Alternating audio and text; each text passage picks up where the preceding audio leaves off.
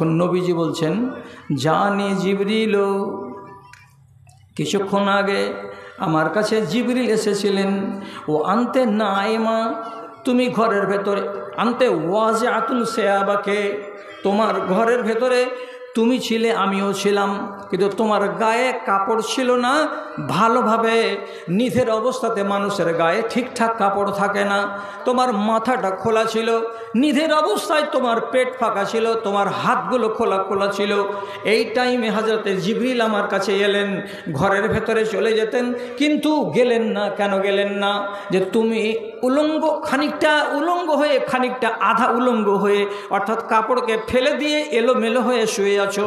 আর এই রকম অবস্থায় যদি জিবরিল চলে যান মানুষের সকালে, আর তুমি যদি জানতে পারো, তাহলে তোমার ভেতরে একটা কেমন কেমন ভাব তৈরি হবে। আর তাতে তুমি লজ্জা পেয়ে যাবে বেশি বেশি মাত্রায়, যে আহারে একটা আলগা মানুষ আমাকে দেখে নিল, আমার শরীরটা তার নজরে পড়ে গেল। এই জন্য তোমাকে ঝামেলায় ফেলবে না, তোমাকে লজ্জায় ফেলবে না বলে হযরতে জিবরিল নিজে লজ্জা বোধ করলেন, করে বাড়ির বাইরে গেটের কাছে দাঁড়িয়ে থাকলেন, তোমার ঘরের ভেতরে ঢুকলেন না।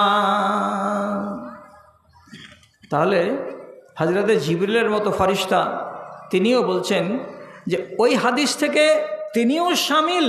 আবার এই হাদিস থেকে আলাদাভাবে জানা যাচ্ছে যে হযরতে জিবরিল আলাইহিস সালাতু ওয়াস সালাম তিনি এই মহৎ গুণে গুণান্বিত, তার ভেতরেও লজ্জা বোধ ছিল, আছে, এই নেক চরিত্র তার ভেতরে আছে।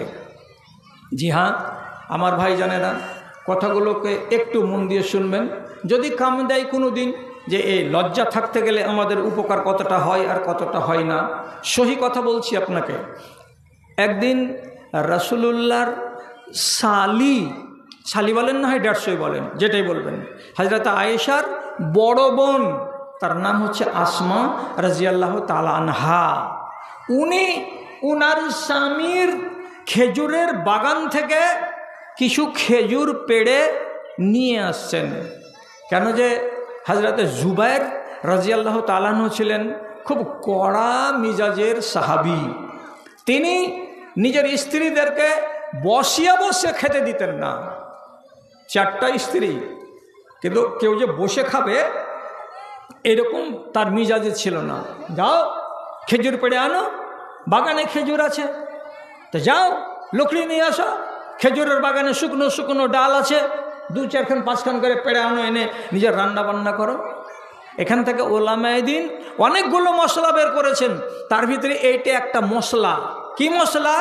যে আসমা রাদিয়াল্লাহু তাআলা আনহা বাড়ি ছেড়ে 1 কিলোমিটার 1.5 কিলোমিটার দূরে স্বামীর বাগান থেকে খেজুর পেড়ে মাথায় করে চলে আসছেন বাড়ি। তাহলে এবার প্রশ্নটা হলো, মেয়ে ছেলে পেলে কি নিজের গলিতে গরুর নান্দে পানি দিতে পারে? মেয়ে ছেলে পেলে কি তার স্বামীর থাকতেই গলিতে গরুর নান্দে চারা দিতে পারে? হয়তো কোনো কোনো মৌলবি সাহেব বলে দিবে মদটা বাড়িতে বসে থাকবে আর বেটি ছেলেটা গলিতে গরুকে পানি দিবে, গরুকে চারা দিবে। কেন? মেয়ে ছেলের বাইরে আসা যায় যে নয়। আরে ফলস কথা, এটা একবারে ফালতু কথা। স্বামী যদি তার চাই যে আমার স্ত্রী এই কাজটা করবে, সে জানে, অথচ সে হুকুম করছে নিজের স্ত্রীকে যে যাও গলিতে তুমি গরুর নান্দে চারা দিয়ে আসো।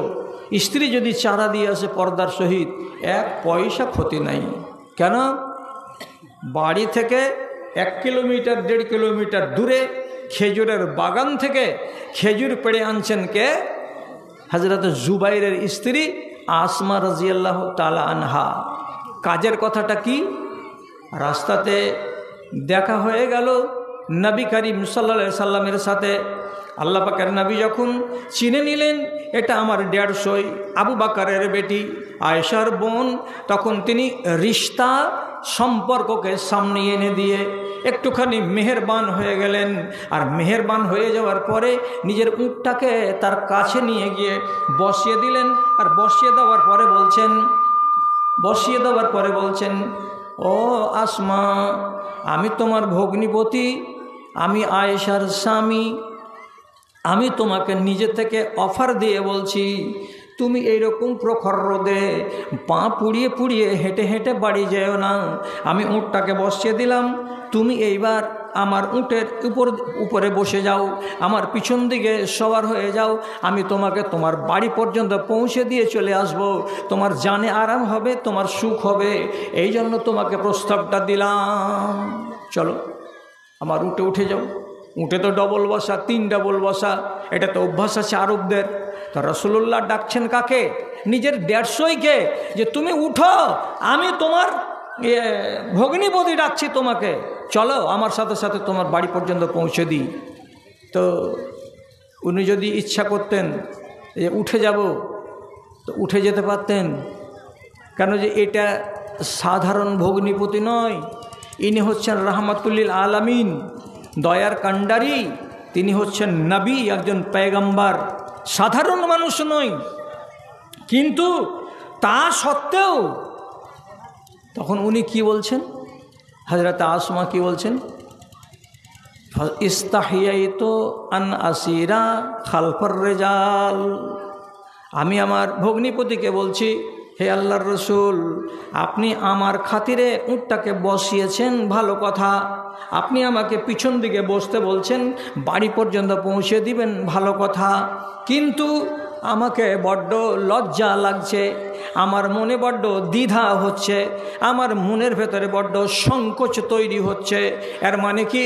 এই যে সংকোচ তৈরি হচ্ছে, কিসের ভয়ে?